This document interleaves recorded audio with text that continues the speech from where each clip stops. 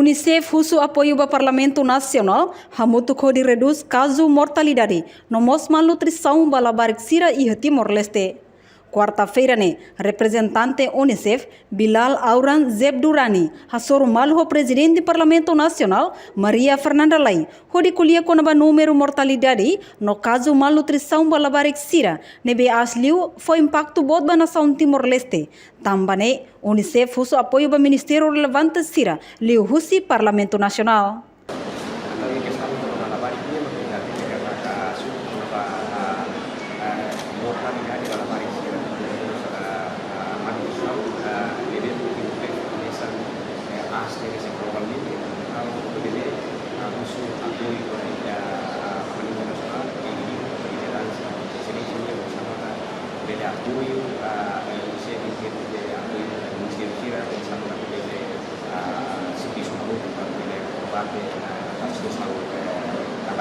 Além de Unicef mose for mudança prática ba inan sira ba hir la fosso subeng inan yang ba bebê tamba ia por cento limanulo racing hito bebê nebe moris mai la consumo subeng inan yang hirak ne sei fatores negativo ida balabarik sira hori hetang malnutrição.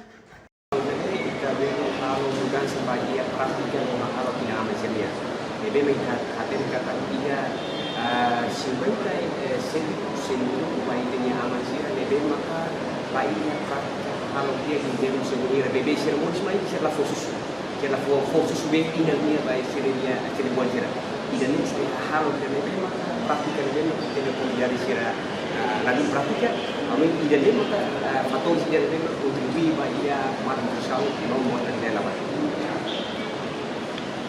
Unicef mos ia dados survei tina rehururo no racing roniang nebe acesso ia Google no lidera husi Ministério Saúde no retan contribuição husi agência hotu inclui Unicef conaba número mortalidade no malnutrição ia Timor-Leste. Enquanto Unicef serviço hamutu com Ministério Educação atubele garante qualidade no aprendizagem balabarik sira ia Timor-Leste. Reportagem Melda Fátima Televisão Timor-Post.